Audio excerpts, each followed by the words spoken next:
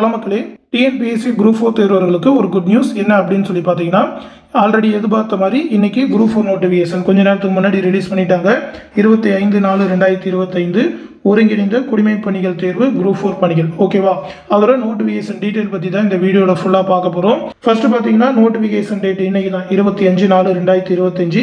Apply பண்ணுறதுக்கு last date பார்த்தீங்கன்னா 24/5/2025 சொல்லியிருக்காங்க. அப்ளிகேஷன் கரெக்ஷன் விண்டோ பீரியட், அதாவது அப்ளிகேஷன் ஏதாவது தப்பாயிடுச்சுனாக்கா அதை கரெக்ட் பண்ணுறதுக்கு 29/5/2025 இருந்து 31/5/2025 அந்த கரெக்ஷன் பண்ணிக்கலாம் அப்படின்னு சொல்லியிருக்காங்க. எக்ஸாம் டேட் பார்த்தீங்கன்னா 12/7/2025 சொல்லியிருக்காங்க. ஆல்ரெடி அந்த டேட் சேஞ்ச் பண்ணியிருந்தாங்க அந்த ஷெடியூல்ல. அதே மாதிரியே 12/7/2025 காலையில் தான் எக்ஸாம் அப்படின்னு சொல்லியிருக்காங்க. அடுத்து வேகன்சி டீட்டெயில். வேகன்சி பொறுத்த வரைக்கும் பார்த்தீங்கன்னாக்கா 3935 வேகன்சி சொல்லியிருக்காங்க. ரொம்ப கம்மி தான் வேகன்சி. இதெல்லாம் வழக்கமாக ரிலீஸ் பண்ணுற வேகன்சி அந்த கிராம நிர்வாக அலுவலர் விஏஓ பார்த்தீங்கன்னா 215, அந்த ஜேஏ வேகன்சி பார்த்தீங்கன்னா 1621, அதுக்கப்புறம் அந்த டைபிஸ்ட் போஸ்ட்டில் பார்த்தீங்கன்னா 1099, அதுக்கப்புறம் ஸ்டெனோவில் பார்த்தீங்கன்னா 335 வேகன்சி. இது எல்லாமே அதிகமாக ரிலீஸ் பண்ணியிருக்காங்க. ஆனால் வழக்கமாக நோட்டிஃபிகேஷன் ரிலீஸ் பண்ணுறப்ப இந்த மாதிரி கம்மியாக தான் ரிலீஸ் பண்ணுவாங்க. அதுலேயும் இந்த தடவை ரொம்ப கம்மியாக இருக்குது. அந்த ஃபாரஸ்ட் டிபார்ட்மெண்ட்டோட வேகன்சி இதுலேயும் ஜாயின் பண்ணி தான் கொடுத்துருக்காங்க.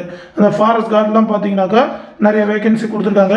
இதில் அந்த ஆஷ் எதுக்காக போட்டிருக்காங்கன்னு பார்த்தீங்கன்னா ஸ்போர்ட்ஸ் கோட்டாவும் இதில் அடங்கும் அப்படின்னு சொல்லியிருக்காங்க. அது இல்லாமல் ஃபாரஸ்ட் வாட்சர் அதுலேயுமே ஒரு 50 வேகன்சி அப்படின்னு சொல்லி ஃபாரஸ்ட் டிபார்ட்மெண்ட் எல்லாமே ஆட் பண்ணியிருக்காங்க. இனிமேல் நிறைய டிபார்ட்மெண்ட் ஆட் பண்ண வேண்டியது இருக்குது. போன நோட்டிஃபிகேஷனில் வந்து நிறைய ஜாப் இந்த நோட்டிஃபிகேஷன் இல்லை, அது எல்லாத்தையுமே ஆட் பண்ணுவாங்க. ஏஜ் லிமிட்டை பொறுத்த வரைக்கும் பார்த்தீங்கன்னாக்கா ஜென்ரல் கேண்டிடேட்டுக்கு, அதாவது எந்த விதமான ரிசர்வேஷனும் இல்லாத கேண்டிடேட்டுக்கு பார்த்தீங்கன்னா அந்த விஏஓ அந்த ஃபாரஸ்ட் டிபார்ட்மெண்ட் வர வேகன்சி எல்லாத்துக்குமே 21 வயசுலேருந்து அப்ளை பண்ணலாம். மற்ற போஸ்டிங்லாம் 18 வயசில் இருக்கிறவங்களே அப்ளை பண்ணலாம். 18க்கு மேலே இருக்கிற எல்லாருமே அப்ளை பண்ணலாம். உச்ச வயது வரம்பு பார்த்தீங்கன்னாக்கா 32 அப்படின்னு சொல்லியிருக்காங்க. அது இல்லாமல் மாற்றுத்திறனாளிகள், முன்னாள் இராணுவத்தினர், ஆதரவற்ற விதவை அவங்களுக்கு ஏற்ற மாதிரியான ஏஜ் ரிலாக்ஸேஷனும் 42, 50, 37 கொடுத்துருக்காங்க. இது எல்லாமே பார்த்தீங்கன்னாக்கா அன்ரிசர்வ் கேட்டகரி ஜென்ரலில் வரவங்களுக்கு.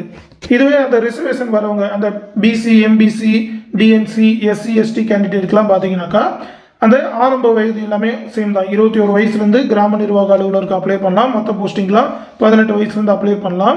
உச்ச வயது வரம்பு பார்த்தீங்கன்னாக்கா 37 சொல்லியிருக்காங்க. அந்த கிராம நிர்வாக அலுவலருக்கு 42 சொல்லியிருக்காங்க.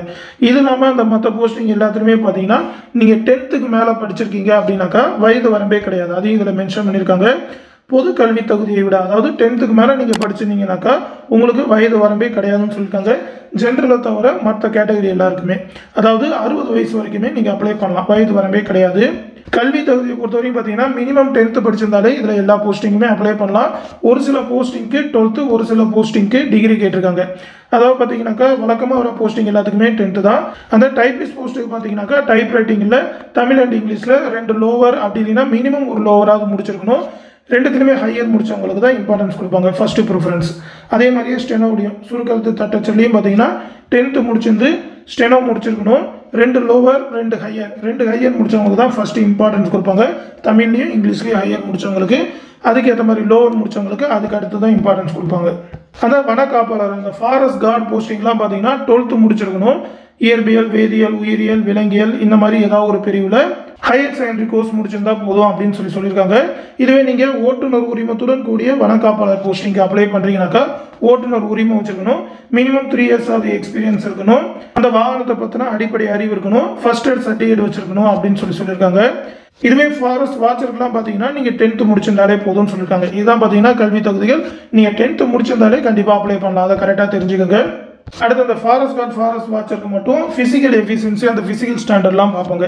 ஆண்களுக்கு பார்த்தீங்கன்னாக்கா எஸ்சி, எஸ்டி கேண்டிடேட் தவிர மற்றவங்களுக்கு 163 சென்டிமீட்டர், எஸ்டி கேண்டிடேட்டுக்கு பார்த்தீங்கன்னாக்கா 152 சென்டிமீட்டர் இருந்தால் போதும் அப்படின்னு சொல்லியிருக்காங்க.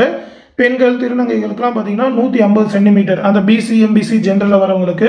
மற்றவங்களுக்கு அந்த எஸ்டி கேண்டிடேட்டுக்கு பார்த்தீங்கன்னா 145 சொல்லியிருக்காங்க. அந்த ஓட்டுநர் உரிமத்துடன் கூடிய வனக்காப்பாளருக்கு வந்து அந்த பார்வை திறன் ஐசெட்டும் பார்ப்பாங்க. 6/6 இருக்கணும்னு சொல்லியிருக்காங்க. தூர பார்வையில், கிட்ட பார்வையில் 0.5 அப்படின்னு சொல்லியிருக்காங்க. அடுத்து அந்த ஸ்போர்ட்ஸ் கோட்டாவுக்கு பார்த்தீங்கன்னாக்கா உங்களோட அந்த ஸ்டாண்டர்ட் வைஸ், அதாவது சர்வதேச அளவிலான போட்டி, தேசிய அளவிலான போட்டிக்கு ஏற்ற மாதிரி மார்க் எல்லாமே சொல்லியிருக்காங்க.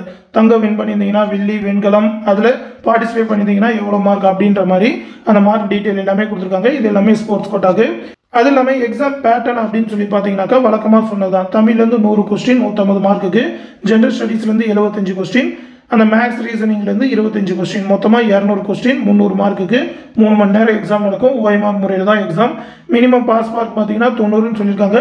ஆனால் எவ்வளோக்கு எவ்வளோ அதிகமாக மார்க் எடுக்கிறீங்களோ அந்த கட் ஆஃப் பொறுத்து தான் உங்களுக்கான போஸ்டிங் எல்லாமே கிடைக்கும்.